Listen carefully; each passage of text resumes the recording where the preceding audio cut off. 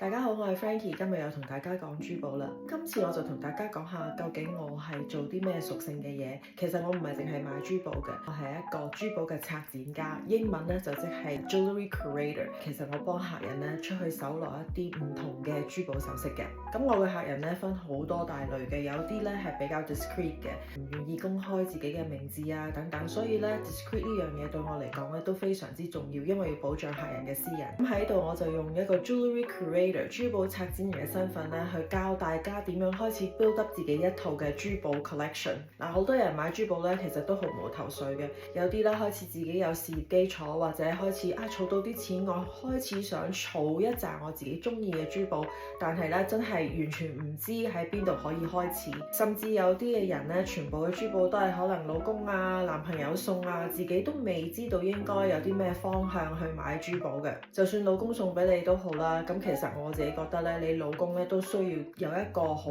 周詳嘅一個計劃嘅，因為咧去配套一套屬於自己嘅珠寶首飾咧，係 last you a lifetime， 留俾下一代嘅。我成日都話買珠寶咧有個好處咧，就係唔記名啦，又唔需要去話俾人聽你擁有幾多啦，體積又細啦。如果有啲咩事嘅時候咧，你一攞咧，基本上一袋珠寶咧都唔會佔你好多空間，但係入邊嘅價值咧可以咧好犀利嘅。嗱，珠寶首飾頭先講過啦，因為細件咧唔留名啦，唔會好似話我去買間屋咁樣咧，會好多手尾跟啊，又或者咧你記名嘅原因啦，所以咧好多時候私隱咧都會被公開嘅。咁但係咧珠寶咧就冇呢個顧慮啦，基本上你儲幾多珠寶咧，即係淨係你自己一個人先知嘅啫。我自己咧就唔係好偏好買鑽石嘅，甚至我好多高端嘅一啲客人咧，真係一啲 collector 收藏嘅客人嚇，佢哋都唔會買鑽石先嘅。